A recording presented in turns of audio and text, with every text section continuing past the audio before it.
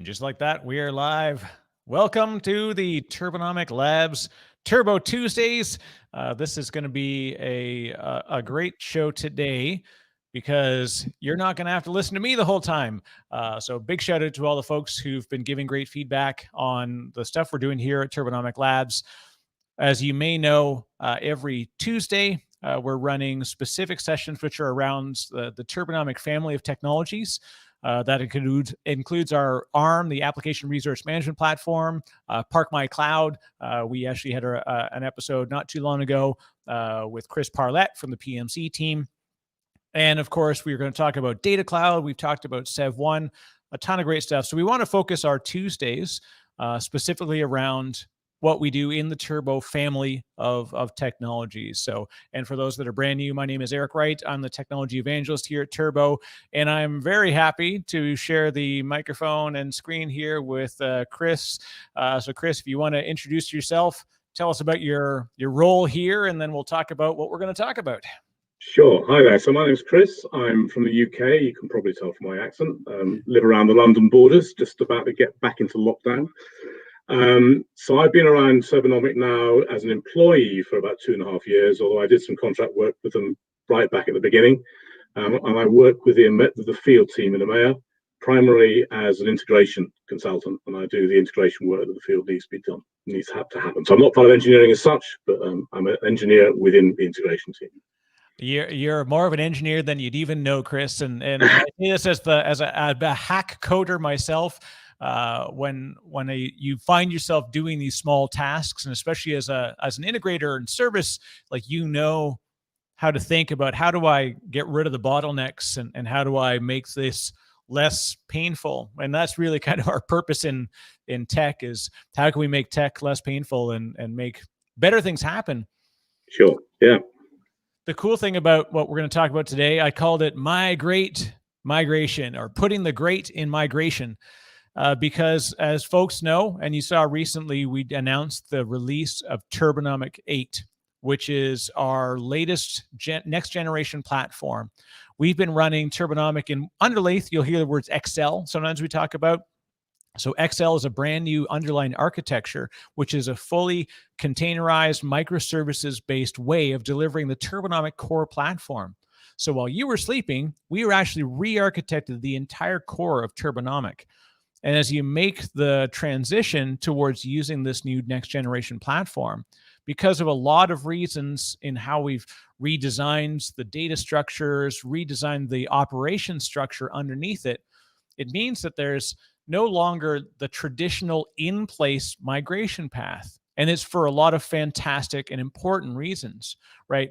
By migrating to new structures inside what we call the market, which is our core analytics engine, and doing a lot of things around the way data is stored, managed, and the way the operations of the platform works, it meant that we couldn't just lift and shift the traditional model. However, what Chris has done, and working with the team in engineering, we've recognized that we want to carry over as much as we can in the least challenging way possible, because moving from Turbo 6 to Turbo 8, and if you've been using Turbo 7 along the way, or as we called it XL, you may have already gone through some of this transition.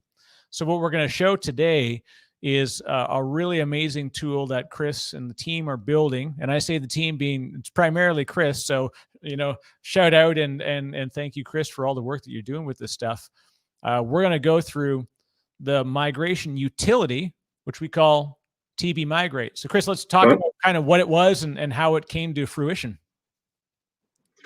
So we started looking at how we were going to do the migration as a field organization. A lot of our customers are going to want to do this, and realized that we've got a lot of tasks that we were repeating. And if you do things by hand, it obviously takes longer than if you do them electronically, automatically. So I started to look at how we could automate the parts of that we could, and this tool is the result of that. So it started as a field exercise, and yeah.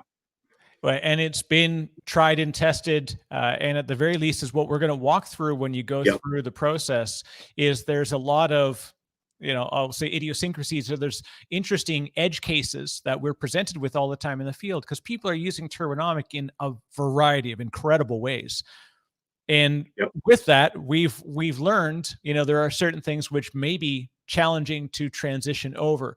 And so again, for all of the right reasons, we've got some things that don't necessarily come across, and we'll kind of explore some of that as we go through that. So I guess with that, Chris, if you want to, and Navi, also shout out to Navi Nang and Elizabeth Sheehan. Navi's our producer and director today here for the show. Elizabeth Sheehan, all of the digital marketing team here that make these events happen and are really literally driving the whole event as we're going on here. So Navi, if you want to share up Chris's screen and we'll get rolling. So Chris, let's do TB migration goodness. Fantastic. Okay, thank you very much. If I wind up using the word classic to refer to version 6 and Excel to refer to version 7 and 8, then forgive me, that's how I've been referring to them for the last year or so of my life. I will try and call them 6 and 8, but I'm bound to slip up. So we're looking at a customer who has got a classic version 6 instance running Turbonomic, who's interested in migrating their configuration over to a version 8 instance, or a late version 7 or a version 8. We've produced a tool to do that. It works if you are migrating a single classic to a single Excel, although there are elements of it that can help you with a multi. But for the purposes of this demonstration, we're talking about single to single. The tool can be downloaded from GitHub. If you go to the github.com site, there's a Turbonomic area under there. And in the Turbonomic area, there is a TB migrate repository. And the tool can be downloaded from that. We're currently on version 3.7 of the tool, and there's an update coming up fairly soon.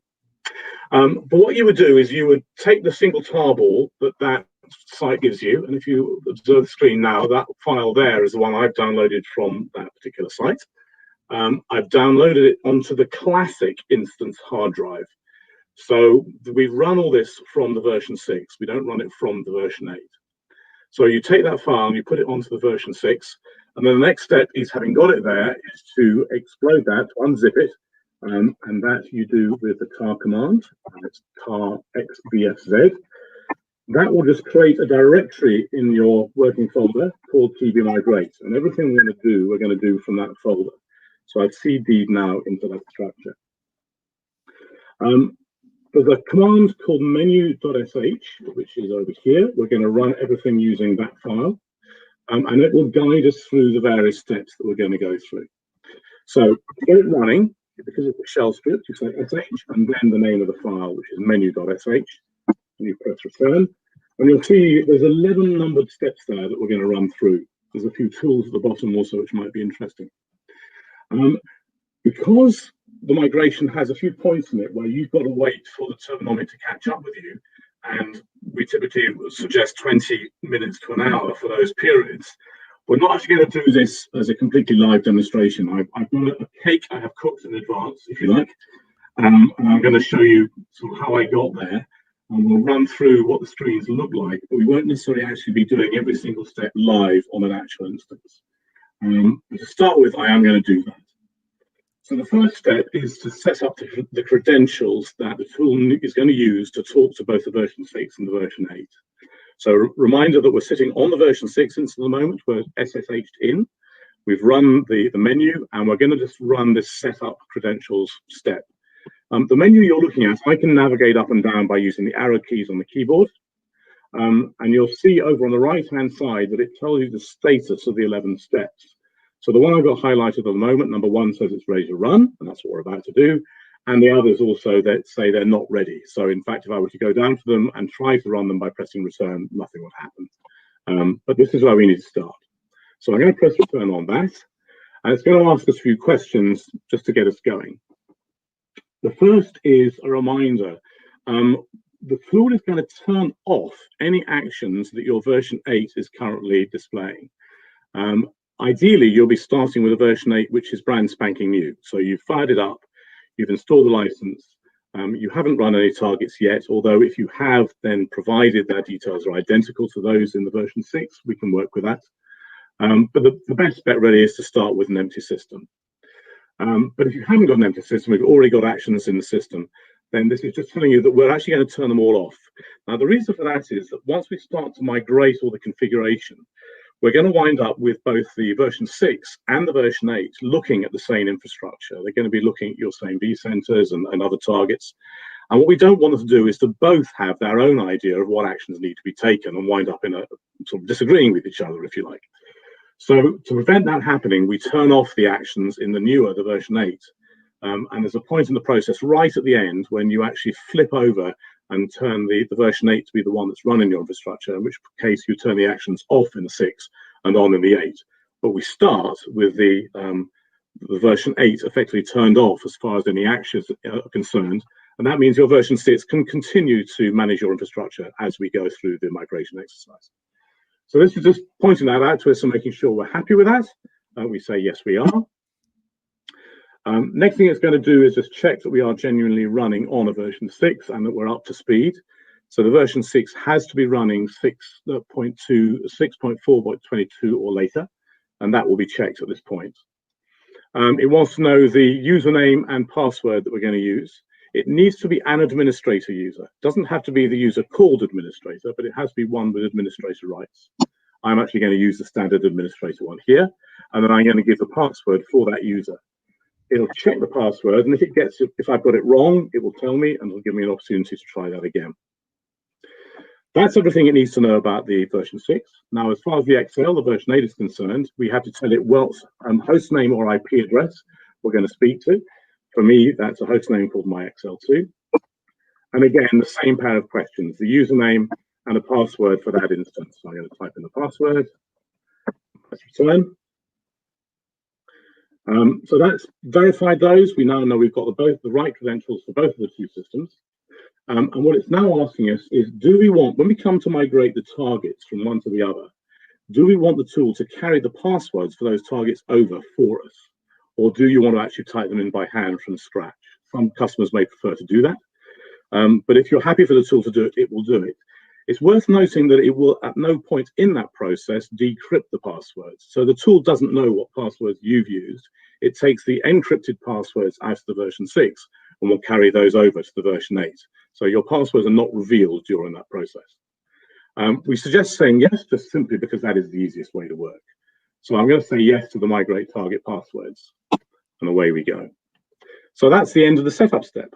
We press return, we come back to the menu, and you'll see now that the setup credentials has gone green. There's a tick by it, and that tells you that we have completed that step. The next thing we're going to do is to run this thing called collect. Now, the tool works by gathering all the information it needs from both of the two instances into files on the local hard drive. That just makes its processing quicker. So it's like we're taking a snapshot photograph of where your instances are at this point in time. Okay, so that's what we would do with this step. Now, in order not to have to go through the pain of waiting for things to settle down, I'm now going to jump ship. And I'm going to go to another instance where I've already performed these steps, and we're going to have a look at what their traces look like. So this is a collection that has already been run. Okay, and this is the sort of text that you'll see during that collection process.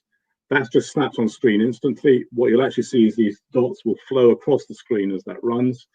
Each dot represents something that we have copied over, whether it's a target, whether it's a user policy or something like that.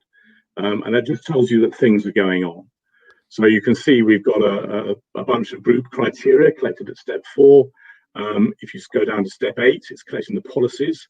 The bar there delimits the different policies. The stars within the policy give you the subsections within them.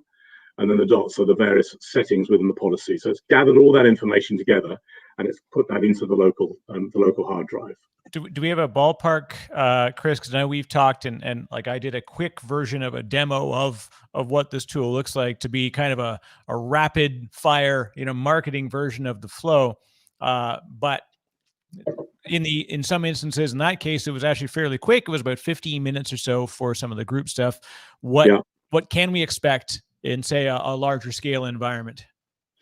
To some extent, it's how long is a piece of string. It really does depend on the size of your environment, the speed of the network, and so on. But on the sort of the lab instances we're using, this collection step here might take a couple of minutes. When we get into migrating the targets, I've got a lab system with 30 targets on. That typically takes 4 or 5 minutes to migrate the targets themselves. It's then got about, I think, 170, 180 groups to come across. And that takes, again, a similar kind of length of time, 5 or 10 minutes on our system. Now, I have seen customers with very large numbers of groups where that step has taken in excess of an hour. So it really does depend. But it's not massive. It's not going to take you all day. Let's put it that way. These things are quite quick.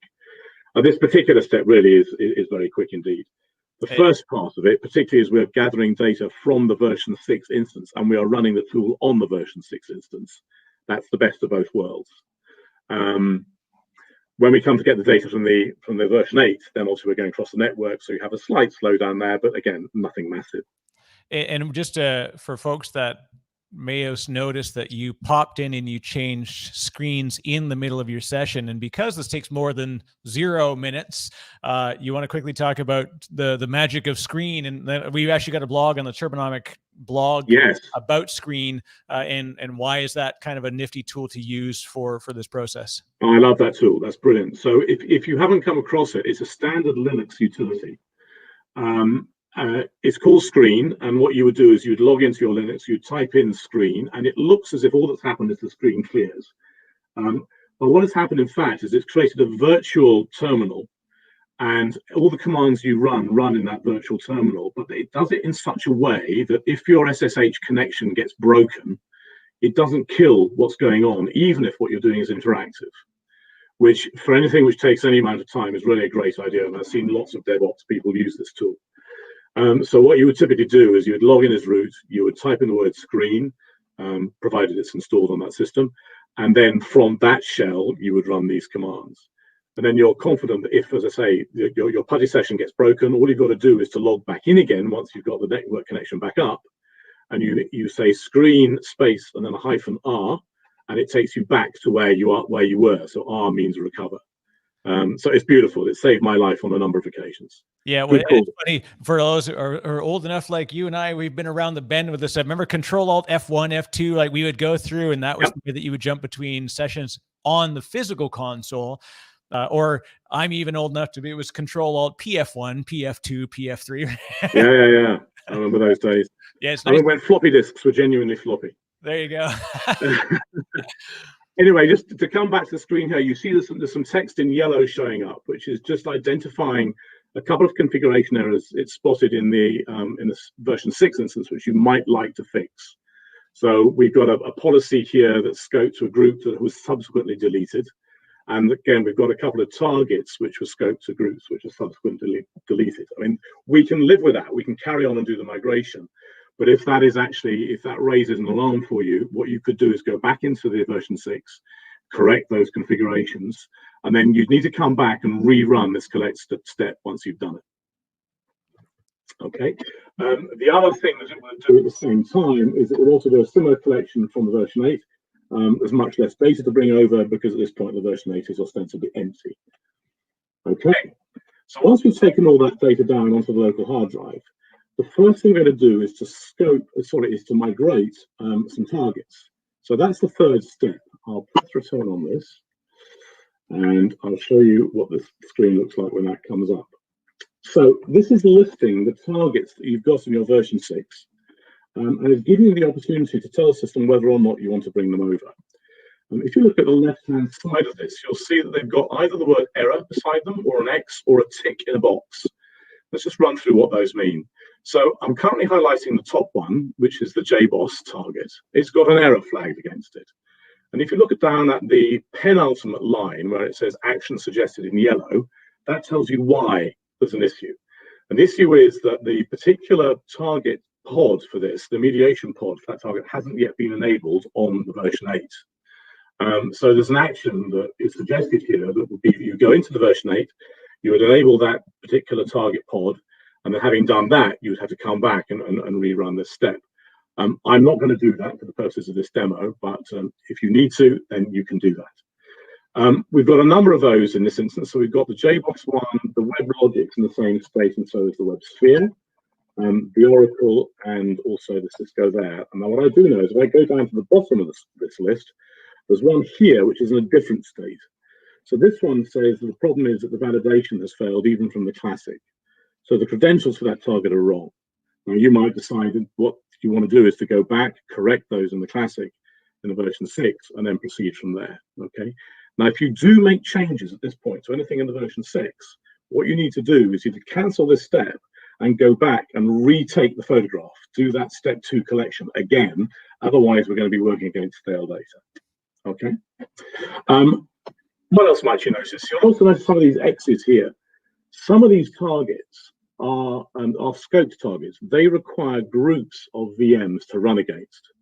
Now, given that we haven't got any VMs in the system yet, because we haven't even discovered our vCenter targets or our AWS or our Azure targets, then it's not possible to create these because the groups they depend on don't exist. So we've essentially got 2 styles of targets. There's the ones which don't need scopes and those which do. And we can only migrate the ones which don't need scopes at this initial point in the process. Okay, so that's why they are crossed out. And as it says at the bottom, there is going to be an opportunity to migrate those later, but we can't do it yet. So possess your soul in patience.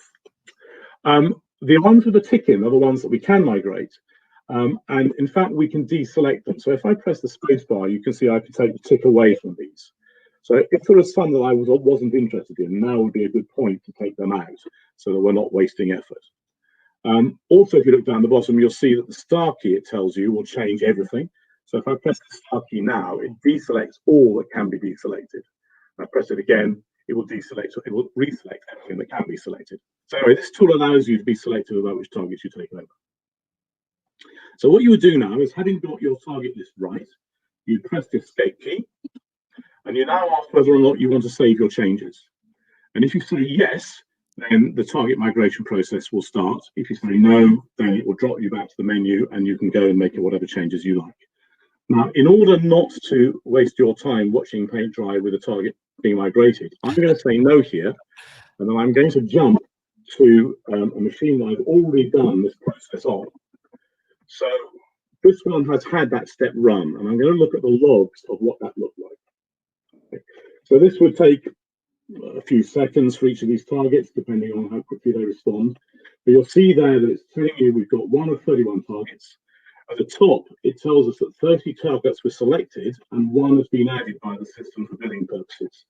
One of the differences between the version 6 and the version 8 way the targets work is that in version 8, if you have an AWS target and you've configured billing in it, for version 8, that is 2 separate targets. You have 1 to discover the infrastructure and a separate 1 to discover the financial information. In this version 6, they were combined in 1. So that's why we've added the related billing target here. So it's got 31 targets it's going to migrate. It's going to go through, it's going to tell you the details of what it's doing. It's carrying the passwords or the secrets over for us without decrypting them. So it doesn't actually know what they are. It just takes them over decrypted. And so it doesn't tell you here either. And you'll see that, these are going through, they're coming up with a green target validated. It's all looking very nice. And we love that. And all our targets are coming over. But look, there's one here that's come up with a problem. Oh no, something went wrong. Something's wrong. So the question is this a wrong thing that you want to fix, a wrong thing you're going to live with? So basically what's happened here is that in the attempt to carry that target over to the version 8, the target has failed to validate. Now, in the system here says it's because too many outstanding operations on that target. That's something the target has reported back to us. So it may well be that you've got too many people trying to log into it at that point in time, or maybe some other issue. It might be you've got a firewalling problem, which allowed the version 6 to come through, but not the version 8. But at this point, it needs some human help. So you would go through, you'd have a look at that. What you'd probably do is, since all the other targets have run through, my suggestion would be that you would go log into the version 8 and actually see whether you can create this target by hand on version 8. No reason to sort of stop the migration process. This isn't a fatal error, but it just means that your help is needed to get it over that particular hurdle. Okay, and there's another one here, 23, which has got again a similar one. There's a beast here which again failed for some reason, so we would go back and we'd investigate that. But the majority of these are working. There's another one there. RNAV obviously has a few issues with it. Okay, so that's done. There's a note at the bottom here to tell you that there are some scope targets that it's noticed, which will have to be migrated at the later step. And I mentioned that already, but it's just reminding us that we're going to do that. Okay, so what you do, you end up with a chicken egg problem on scope targets, but like you said, we can go after the fact once we've brought over the groups, then we can migrate the scope targets from that point. Yes, so the migrated and scope targets comes down here in step 6, it's the remaining target step. Right. But what we want to do now is, because the version 8 is taking actions behind the scenes on our behalf, it's discovering our infrastructure, it's populating its list of VMs and hosts and storages and everything you've got, all that goodness. Basically, we've got a photograph, remember, of what that system looked like at a certain point of time. That photograph is no longer accurate. So before we can go ahead with the next step, what we need to do is to retake the photograph, redo the collection. Okay, so after migration, we will run that collect step. Now, we have to take a bit of care here, because the discovering of your infrastructure is not something that happens in the blinking of an eye. There's quite a lot of activity going on, and the more targets you've got, then the more work there is to be done. Groups have got to be built and so forth in the Excel. So it takes time for the targets to complete their discovery, and for all the groups that are associated with that are auto-discovered for you to appear in the system. It's important that when we do this collection in step 4, that we do it at the point when all of that is finished and it's done, our targets are discovered and our groups are created. Now, the way you can check that is by looking in the UI of the version 8 system, and you'll see the supply chain is beginning to be populated, and it'll start to look something like, if I can get the right screen up, this. Oops, it's logging out. The demo demons. Yeah, good security, auto logouts. We like that. But you'll begin to see your supply chain. I've got that wrong. What have I done? You know how many times in my day I type the word administrator incorrectly? For my whole career, I blame it on my dyslexia, but I struggle with it every day. Yeah, that and infrastructure. You think the fact that I write infrastructure so many times that I could either say it or write it, and neither are true. Yes. I'm running this over the internet, which is going to take a little while to log in. But anyway, I'm just going to show you that essentially we had some topology building up. The supply chain gets populated. Because all the actions are turned off, it's going to be a lovely shade of green, and we won't see any actions. But you can watch this and you begin to see that the number of VMs and the number of hosts and so forth are as you would expect. Now, the tool is going to try to make sure that we don't run ahead of ourselves if possible. And to do that, what it's going to do is it's going to insist that you leave at least 20 minutes between the last target being migrated and you running this step. Our recommendation, particularly if your infrastructure is a large one, is to leave it actually rather longer than that.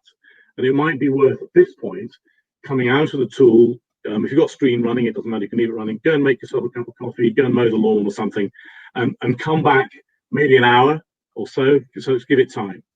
It's really important that that is done properly and that we've got that data in.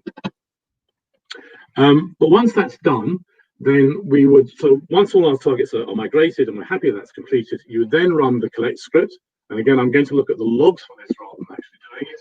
But again, you'll see a similar looking screen to what we had in our first collection. It's bringing out the data. There are rather more dots than there were first time round.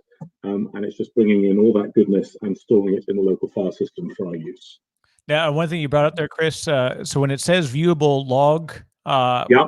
I know the trick, so I'm going to give the softball. How does one view the log? Well, Eric, thank you for that. The helpline at the bottom of the screen tells you it was just to press the L key. So I've selected the entry and I press the L key, and lo and behold, there is the log file. Okay, so we can do that. And any of the studs where, as Eric has pointed out, it says you log, then we have that option. If you've run the step multiple times, which you might do, and so there are multiple versions of the log, then you'll get a window showing you all that history, and you can select the one you want to view.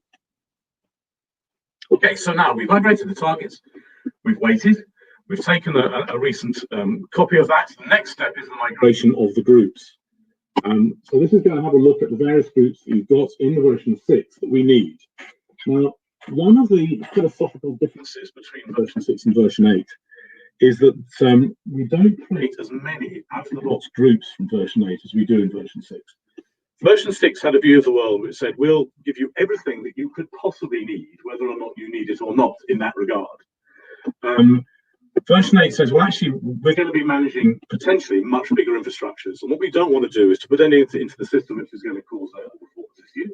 So let's try and focus instead on the groups you really need.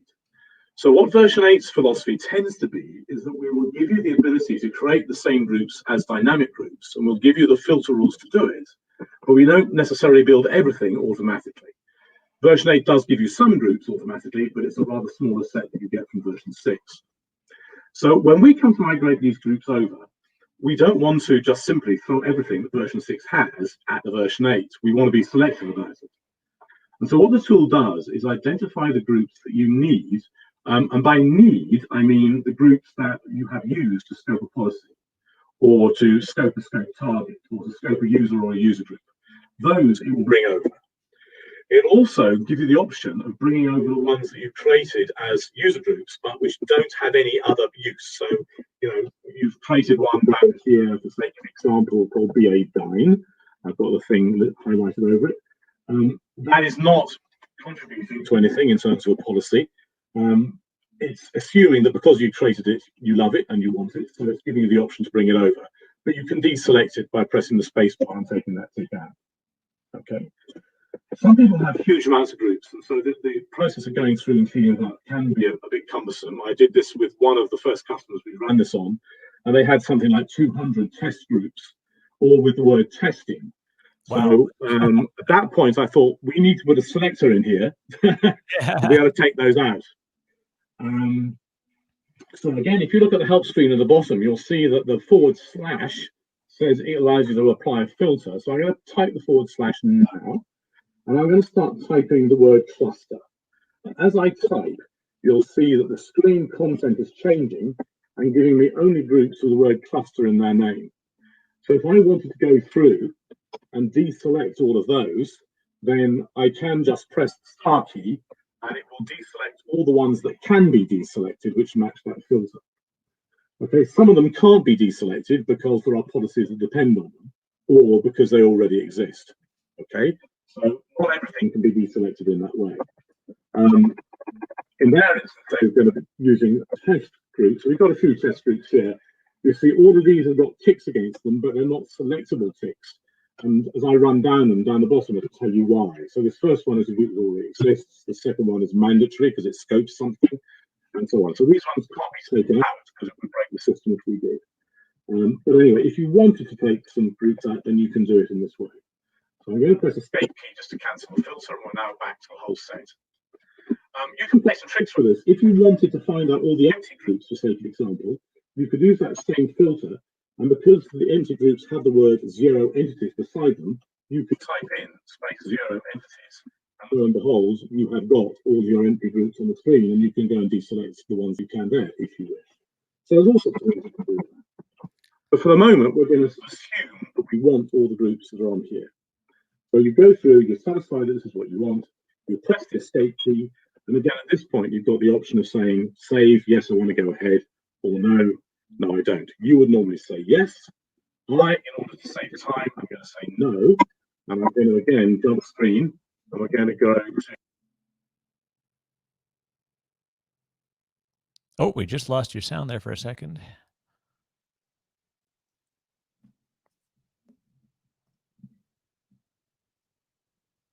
I'll have to be your voice for the next while. As we can see, we click on a set. It's the joys of doing live demos. You're not only fighting technology, you're fighting audio-visual technology.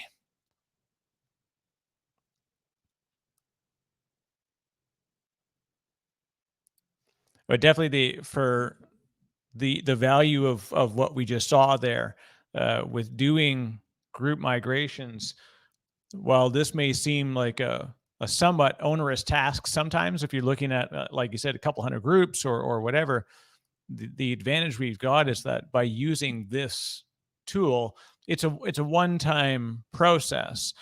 You could run it more than once in preset, but it allows you to make a very mindful migration. And if we look at the alternative being to set it up manually on the target, obviously significantly more. And we've used this in environments at significant scale. I actually watched Chris do this with one of our customers. And also we should say that too, we're very happy to just work directly with your Turbo team, and we will help you through this process. This is the tool we're using. We obviously want to empower folks to be able to kick it up themselves, take a look. But if for whatever reason you don't have a high level of comfort, we have a massive support team and a great set of our TAMs, our account managers. We've got pre-sales, post-sales folks. We're always happy to jump on and help you through this process. But like I said, I literally watched Chris move over what was potentially 1,200 groups, and they looked and said, good golly, like, I can't believe we got all these things in here, but at least it was done programmatically. It's a bit of a saving grace. Oh, we still have no audio for Chris. Uh-oh.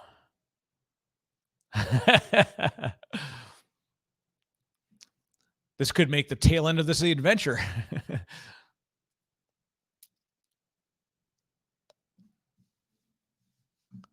It's always enjoyable when these we fight the battle of we could create a completely AI-based performance management system, but I still struggle on a daily basis with getting audio and visual working properly in meetings.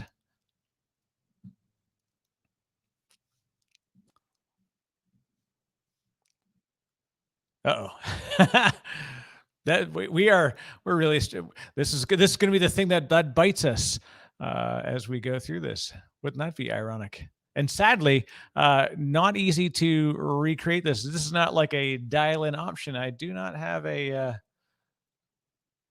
This is there we go. Yeah, it looks like we are all right. We are going to lose Chris for a moment. That's all right. We'll walk and talk you through this. Let's see if we can get Chris jumped back on. But again, for folks that are doing this, the reason why we wanted to show this process in play is you understand how much of a time saver this utility is. And beyond just being a huge time saver, that there's a couple of dependent steps. We've done as much as we can to make the migration smooth. When Chris talked about scoped, non-scoped, empty groups, where we see errors, as you've grown, if you've used Turbo for a long period of time on your 6 instance, and maybe you've come from 4 and 5 and migrated your way up, you can imagine there's kind of a lot of cruft, as we say. There's a lot of digital decay that's occurred over time. So potentially you've got a lot of empty groups, and there's other things which could bring you to the point where you've got stuff that will not carry over. And so this is where we can catch this. From this point forward, migrations are no longer going to be needed, because when you're in the Turbonomic 8-track, or if you were in Turbonomic 7 and you're coming up through the 7-track into 8, it's actually a native migration. So this was a huge difference in how we had to approach things, because we were coming from a completely different data structure versus the 8 now from 8 forward is completely microservices based. It's got the new data structure, and we have much easier ways to transition in and out there. And look at that, we've got Chris coming back on, so hopefully we'll be in good shape. Right, can you hear me now? There we go. Now we're cooking. Oops, that's I always love that. Okay. Now you get the infinite window. The infinite window. Right, sorry about that, guys. There's a mute button on my keyboard that I didn't know was there. Well, they don't work on an unmute. Oh, I know. So what were we doing? We had just done the groups, hadn't we? I was just talking through. Yes, so we want to have a look at what the group migration looks like. Okay, sorry about that little pause. Anyway, we're back. So we have just been through, if you remember, selecting the groups we want to create. And I've mentioned that it's going to be selective. It's not going to bring everything over. It's going to bring the groups that we either need or you created explicitly. Now, there will be some of these groups that can come over absolutely exactly. Others will have some challenges. And as you go through the group migration process, it's going to give you some information about what those challenges potentially are. So let's just focus on this top one, this top collection here, these first three. One of the differences between the way the version 6 and the version 8 work is that version 6 allowed you to create groups which were duplicated by name and by type. Version 6, you can't do that yourself. Some of the internal groups do, but it's not possible to create them as custom groups. And since everything we're bringing across effectively has to come across as if it was a user-created group, then that is something we can't do. So these three are groups where Classic has multiple copies of the same group, but we can't take them over ourselves. Now, again, that's not a reason to sort of necessarily stop, but it does mean that maybe a human being has to get involved. If one of these groups has got a policy hanging off it, then you'll have to go through. This tool will do the vast majority of the work for you, but those particular policies and those particular groups you'll need to do by hand after the event. Okay. So in this instance, there are three. There's one called Discovered Virtual Machine, one called PM's Data Center, and one called PM's Data Center Cluster, which have that kind of a problem associated with them. The first one, in fact, that's duplicating Classic, but is in fact also duplicated already in Excel. So that's a group that Excel has created for us. But again, it'll need some help unraveling that if you've got policies associated with it. The next two are duplicated in the Classic, in the version 6, but as it says here, there are no current existing groups with those names in the Excel. So if you need them, you'd need to go through the process to creating them. Okay, so here's a system group. This one is cloud databases. We've discovered 3 in the Excel. There were 5 in Classic. Now, you won't necessarily expect these numbers to be identical because what the targets are pulling back has been changed subtly. Some targets create additional entities in the new system versus what they had in the old. Some targets have decided that some of what we discovered was not necessary, so it's been dropped. It could also be that these are entities that have come from targets we have yet to discover. So, you know, the mismatches in these numbers are not necessarily indicative of a problem. Very large mismatches might be, and it would be worth investigating that and finding out why that might be the case. And it could typically be because a target hasn't discovered or something like that. But anyway, these system groups are the ones that were created automatically by the system in the version 6, and we're bringing across as custom groups into the Excel. There's one here called application. The way that the application entities are represented in the two systems is quite different. And we're working to sort of unravel that to some extent, but on this version of the software, the application groups aren't able to be carried over. Again, the same thing, if you need them for the purposes of what you're doing with policy, you can always create them by hand. And we are going to look at ways of trying to achieve that automatically, but we haven't got there yet. So these others have all come across quite well. We've got similar numbers. These are looking good. We've got some empty ones being created. So this here was a group that had some entities in the Classic, but has come across with none so far in the Excel. For the reason we've already discussed, it might be that those targets haven't been discovered yet. It might be that some difference in the naming convention. It might be that there's some difference in what the target has included or excluded. But anyway, you get the idea. This will show you what has been achieved or not. Here's one to watch out for. This particular target here comes from the VMs by target type sort of thing in the old system, in the version 6. We don't have that filter in the Excel, so we've had to use a static target for that. At least we give you the group, but that won't be automatically managed, therefore, in the Excel as it stands. In creating that, we've gone through and there's a bunch of machines, VMs, that we haven't been able to find. Most likely, I would think, because the target hasn't been discovered, possibly because that was one of the ones where the credentials had failed or something of that ilk.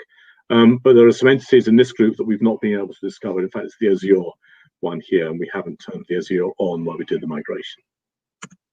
Okay, so you got a list of everything that you haven't got, and so on. So just wondering if there's anything else here that we can highlight. These messages are all pretty much the same. This one here says we've not discovered this particular entity, and it tells you why. It's because the target that it's been discovered by on version 6 hasn't been carried across yet. And I think that's probably pretty much everything there. The order, right? Sorry? And some of them are by, like you said, that's a case where it's by design because we have not Yep. a preemptive order in which they need to run. Yes, exactly right. And then at the bottom here, it's just giving you a note telling us that one of the groups that maybe we're expecting to be discovered hasn't been, and gives you a bunch of possible reasons for that. So I think the message really I want to sort of point out here is that what the tool is going to do is going to do the best it can to bring everything over that you need. If there is mismatches, that's not necessarily a problem.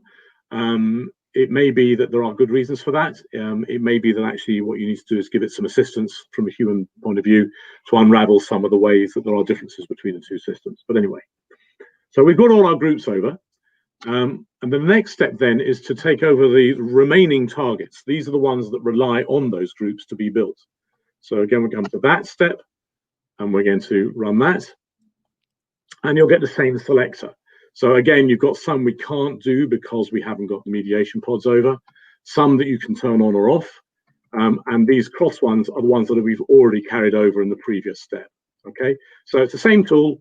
It's a different context. This is the scoped targets rather than the unscoped targets we're going to carry across at this point. Now, again, I'm going to do my trick. You would normally say escape and then yes to save. I'm going to say no, I don't want to save because I'm going to move over and look at the system where that has already been done, which is here. So again, we would see, I'm going to look at the logs and you'll see these coming over. We've again had a problem with this one here. The Tomcat target didn't come over. I know why that is. It's because the entity that Tomcat target is scoped to, in fact, has been removed from our system. So that didn't discover. And there's a similar one down here with a MySQL. But the majority of those have come over well. Okay. Having done that, because, again, Turbonomic is doing something for us in the background, we need to give it time to finish the job. These targets typically are quicker to discover than the main ones. But again, if you've got maybe an SNMP target with hundreds and hundreds of machines in it, you need to give that time. So it's worth waiting enough. The system, again, will insist you wait at least 20 minutes.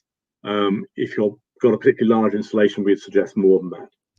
Yeah, and I having gone through this process a few times myself, I definitely learned that yeah, it's worth the wait. And like you said, you just leave your screen session up in the background, set a timer, go for dinner, grab a coffee, whatever, and it's better to do this once.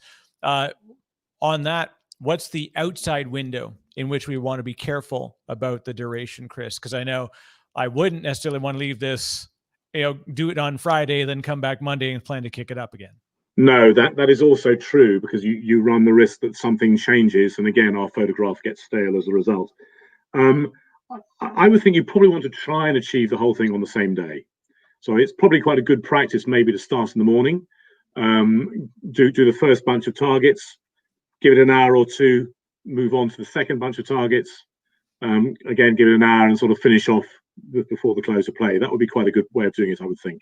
Yeah, with a small installation, you could probably rattle the whole thing off in an hour. Yeah, and it's important to note this is a completely non-disruptive process. As we said, like we actually shut off so at the target, it's not running any actions. So we've made sure that there's no chance that you're going to impact your actual live system. And there's lots of checkpoints along the way to make sure that that's happening. Exactly right. Exactly right. So anyway, we're going to wait. We're going to enjoy our coffee, our meal, our whiskey, whatever. And then having done that, we would do the next collect.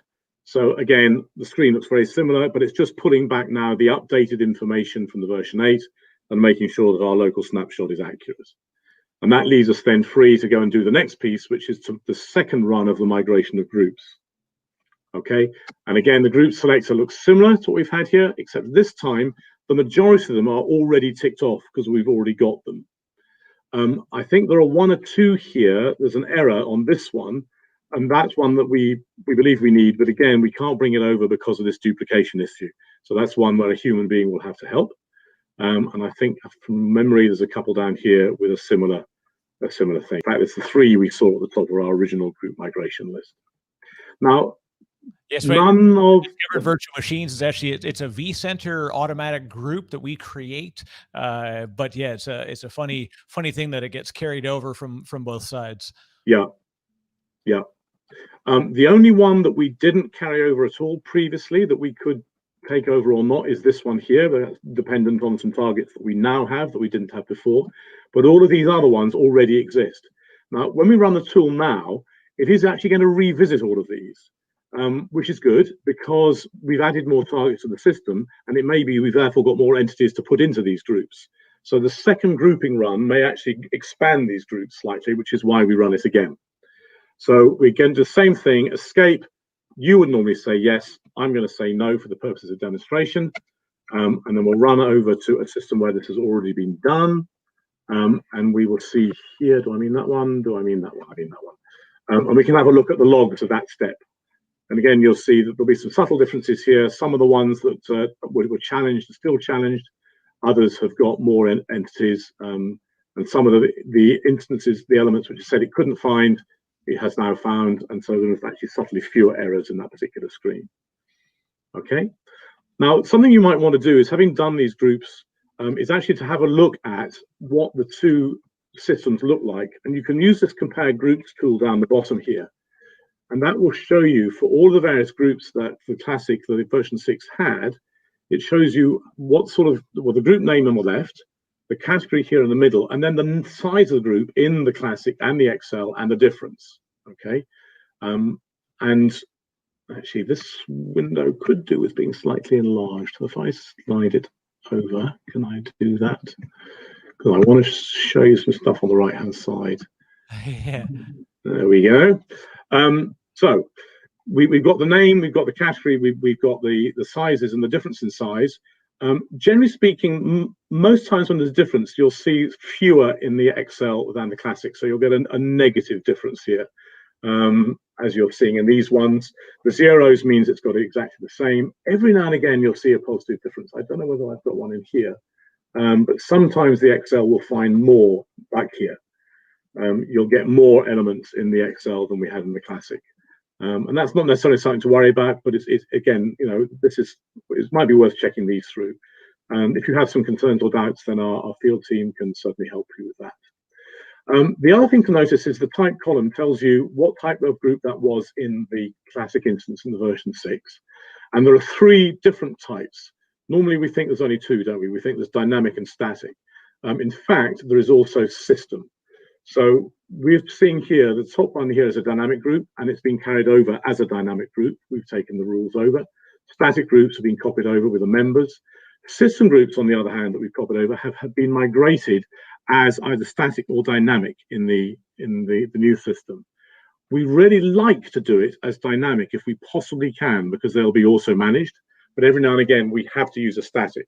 And where that's happened, you'll see that warning in red there beside it. So that's saying that it's static in Excel. The majority of them will look like this, though, where it's dynamic in Excel, and that's what we'd like to see. So just bear in mind that where something was either dynamic or system and is now static, it just needs some thought about how you manage that going forwards. Okay, so we've done the groups. Having done that, so we've got to this point, we can then go through and run the last 3 steps. So there's the templates, and again, I'm going to look at the logs of a system that's already been done. This is going to bring over the various templates that you've got in the version 6 onto the version 8, and it's going to copy them all. There are some subtle differences. So this particular one here says there's one of the metrics in the template that's been stripped out because that's not one that Excel uses. But the others have come across as they are. Now, one thing to point out is that you see here we've got a template called large physical machines and a large storage. One of the changes between the 2 systems is that the version 8 doesn't allow 2 templates to have the same name. Classic does. So we can't migrate these using the same name. And what this tool does is identifies the clash and it tags them. So if you look in the Excel system, you won't see this template as called large, but you'll see it called large physical machine. And this one you won't see again as large, but you'll see as large storage. So it disambiguates in that way, but your templates may change name in the process of being migrated if they're duplicated. Okay, and then again, we've got some here where one of the fields has been stripped out because it's not supported in the new system. That's not a problem. The template's still there. It'll still do what it needs to do. Having done the templates, the next step is the policies. Oh, I didn't mean to say. I meant to do the log on that. Demo demons, hold on a minute. How can I get back to the Pucker log? Will you, sorry, bear with me. This is the danger of talking and working at the same time. Hard to demo and say, we would, whatever you don't do this as we do that. It's That's the one. That's the one. So let me go back into that. See, when I go on number 6, I think. So let me remember this time to look at the log, not to try to rerun it. Okay, that's better. Okay. So what we are doing here, it's going to start with the default policies. It's going to move on to the custom placement the custom policies, and then it's going to go on through to the placement policies as well. It starts with some checks, and it's just making sure that the way policies are defined between Classic and Excel are equivalent, and in some instances they're not. So these first 4 warnings are completely, you can ignore them, it doesn't matter, but it's just showing you that these 4 default policies that existed in the Classic are no longer relevant in the Excel, so we don't attempt to migrate them. These warnings here, again, similar, they're benign, but it's just telling you there's a couple of fields in the policy in Classic which we don't support in the Excel, we don't need. So again, we're telling you about that. Now this one is telling you that the data store browsing turn on and off switch is not there anymore. Now, don't worry about that. The reason it doesn't exist there anymore is it's been moved, and it's now a field in the target. So in version 6, you turn data store browsing off as a global setting. In version 8, you do it on a per target basis. So that's why that is not here in this screen. Then we're going through and migrating the various default policies, and you'll see here the fields that it's being carried over for each of these policies. And the rule is that if something has been changed from its normal default out-of-the-box value in the Classic, then we'll carry that change over to the Excel. But we don't copy everything over. So if the Excel has a different default out-of-the-box value from the Classic, then we allow the Excel value to remain. Okay, we take the changed ones over, the ones that users have changed. So you can see for the default policies in my system, we've changed some in the physical machine defaults and some in the virtual machine defaults, but none of the other policies have changed. So that's why you're only seeing those 2 coming over. Then we've got the custom policies coming over, and we see here we've got one called vSAN policy that's been created. It's changed some infrastructure settings, and there are the values it's changed and the action modes. And again, anything here that's been changed from default gets carried over. So we've got a few policies that have come. This one is running on a schedule, and the schedule is being carried over. One thing to bear in mind is that if you have got a policy that you created some time ago, you set the schedule up to have an end date, and that end date has now passed. So let's say you created it a year ago, it ran from the 1st of January to the 1st of February, and then it's not going to execute again.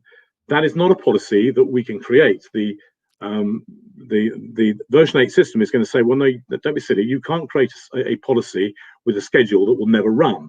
You know, the time window is already over. So those policies don't get carried over, and you'll get a warning to that effect.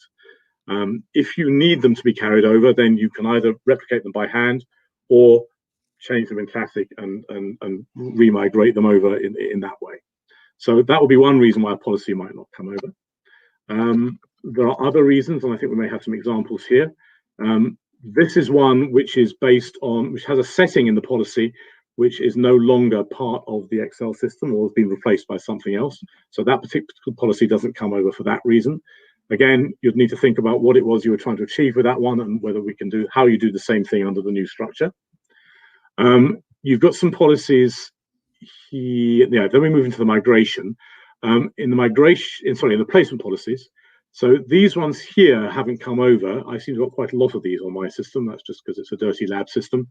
But they have been created against groups which have subsequently been deleted. So because the scope group can't be found, we can't create that policy. So that's why these 3 haven't come over as well. Okay, and then there's another one at the bottom there. But it will do what it can. It'll bring everything over it can. It'll tell you what hasn't been brought over, and you can then go back over by viewing these logs and sanity checking. And again, if you need our field team to give you some support with that, I'm sure they'll only be too happy to give you a hand.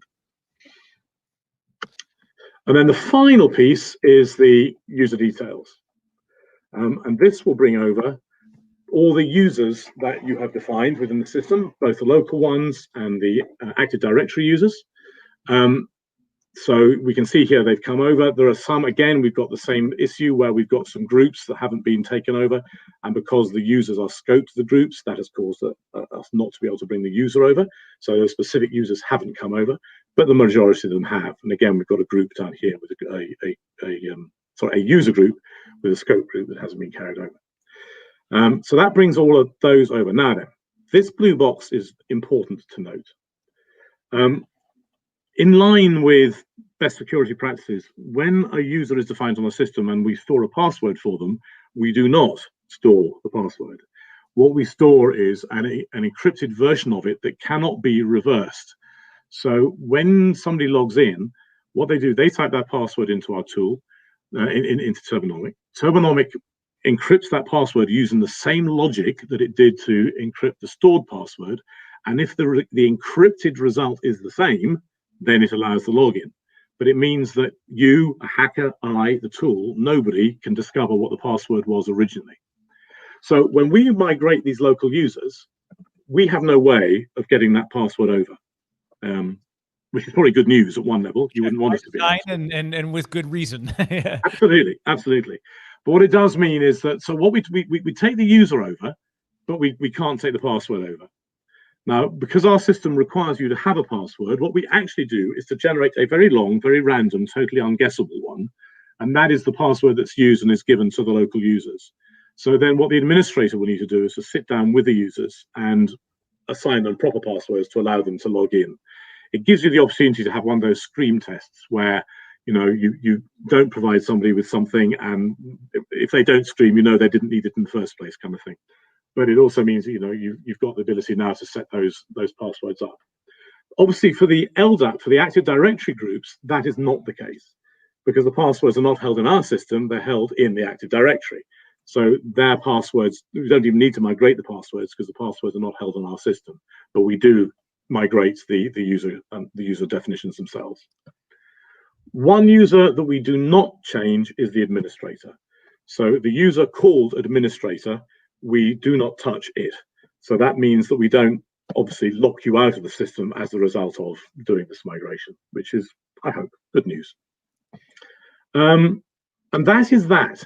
Now then, once that's all finished, you're going to be left with a new system, which, as I showed you earlier, has the supply chain all green. And that's because the action's been turned off. At some point, you're going to want to decide to allow the new system to manage your estate and to put the old system out to grass. So what you would do is there is a setting in the global settings area so it's the default settings global, and in there is a switch to turn actions off. What you would do is you would go to that switch in the old system, the version 6, and you would turn the switch on, which means you turn off the actions in 6. It will go green. And you are then safe to turn it on in the new system, the version 8. Now, you might decide that you didn't want to do that immediately. That would be because you are hoping that you've got the system to gather historic metrics so that if you've got automated resize actions, they can start to do what we do with the historic data and make sure that you don't downsize below historic peaks and all of that kind of thing. So you might want to actually run the two systems side by side, with the classic, the version 6, still managing your estate, the version 8, the new one, with actions turned off, but sucking in all the metrics that it needs, and leave that running in that state for maybe a month. And then at the end of that month, do the cutover. And that is what customers who are making use of that rescale automation are likely to do. Depends, again, on how you got the thing set up, whether a month is appropriate or 2 weeks is appropriate, or however you've got that set up. But that might be a reason for delaying the cutover. And that, as it says there, is all finished, all steps have been executed. If you have trouble and you need to seek help, then just point out this bottom option to you here, that one. If you press that one, it will collect all the various files, the local copies of the data and the logs into a single tar file. It tells you where it's put it. And if you need us to investigate and to help you with something that you feel has gone wrong, then passing that over to us will give us the information that we need. And that's what we could use. Obviously, if you have some security concerns about that, then there are other approaches to it. But that is the easiest way to do it. Well, and that, Eric, I think is that. We are a couple of minutes over. Yeah, no, and we wanted to make sure that we did cover things. Had we not had a quick log off and log on, we'd have been right on the mark. But most importantly, we've done a pretty fantastic amount of tasks using the tool. So with that, like I said, what we'll do is if you go, the best bet to always go to the github.com/Turbonomic, and then there's a TB migrate repository there. We will have in the Green Circle community or in our support community, there's easy ways. You can always contact your support rep. We can get you access to this. We'll post a link to this. We'll have other videos, which will be sort of short snippets on the various steps. But most importantly, this is a huge time saver. As Chris says, we want to make sure you let it sort of germinate for a little while. Typically, like I said, 30 days is the sort of the default capture period. You may want to run a little longer, but 30 days is generally a good side by side. And then we just need to make sure if you make any changes on one, you've got to translate those changes to the other. However, the capabilities that are unlocked with Turbo 8 are very strong, and it's very good time. So even if you're thinking, hey, as we're heading into the holidays, I don't want to do my migration right now, what you'll want to do is begin the migration so that on the other side of the holidays, you can effectively switch over the actionable instance.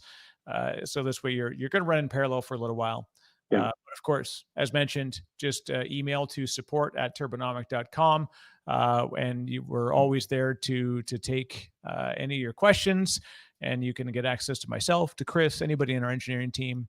But this is fantastic. And thank you very much for walking us through this, Chris. It's a huge help. Okay. Eric, I'm just going to inject something at the end quickly. I probably should have said this. Documentation.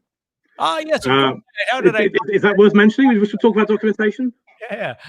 So the tool is documented in the installation guide.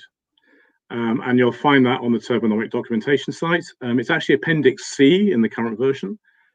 So you'll find all the information about what we've just done in there.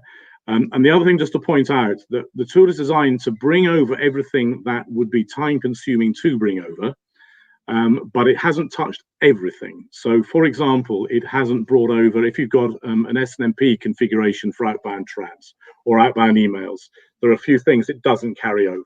And again, the documentation takes you through everything it does do and everything it doesn't do. But it might be there'll be some other activity you need to do sort of after you've done this as well. But definitely, we've done the hard yards to save you a lot of them. So with that, and of course, for folks that are watching, do come on back to Turbonomic Labs. We've got every chance we get. We run our Turbo Tuesdays. Thursdays are Open Tech Thursdays. In fact, if you're watching right now, come on back in 2 days, and I'm going to show you a fully automated EKS lab using Terraform. So pretty cool stuff that we're doing there. So with that, Chris, thank you very much for taking the time to show us the tool today. You're welcome. And for folks, go to turbonomic.com/labs. You can get access to all of our links, previous episodes, and you can also follow us on YouTube.